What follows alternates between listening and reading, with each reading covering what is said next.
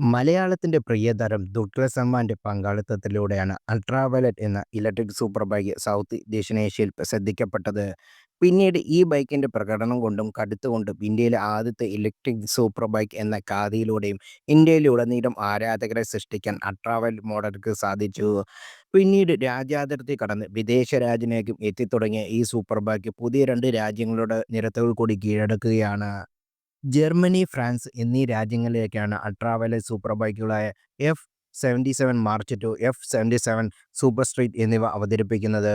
ഫ്രാൻസിൽ ultraviolet electric ബൈക്കുകൾ അവതരിപ്പിച്ചതിന്റെ ദൃശ്യങ്ങൾ മലയാളത്തിന്റെ യുവതാരം ദുൽഖർ സൽമാൻ സമൂഹമാധ്യമങ്ങളിൽ പങ്കുവച്ചിട്ടുണ്ട്. ഈഫൽ ടവറിന്റെ പശ്ചാത്തലത്തിൽ ഒരുങ്ങിയിട്ടുള്ള വീഡിയോയിൽ താരവും അദ്ദേഹത്തിന്റെ മകളുടെ കമ്പനിയും മേധാവിയും കാണാം. ഇത്രയും പെട്ടെന്ന് ആഗോള വിപണിയിലേക്ക് വളരാൻ സാധിക്കുമെന്ന് പ്രതീക്ഷിച്ചിരുന്നില്ല. ഇത് അങ്ങേയറ്റം സന്തോഷം നിറഞ്ഞ നിമിഷമാണ്. അൾട്രാവയലറ്റിന്റെ തുടക്കം മുതൽ അവർക്കൊപ്പം ഞാനും ഉണ്ടായിരുന്നു. ഇപ്പോഴും കൂടെയുണ്ട്. കൂടുതൽ ആൾക്കാർക്ക് ഈ മോട്ടോർ സൈക്കിൾ എക്സ്പീരിയൻസ് ചെയ്യാനുള്ള അവസരം ഒരുങ്ങുകയാണ്.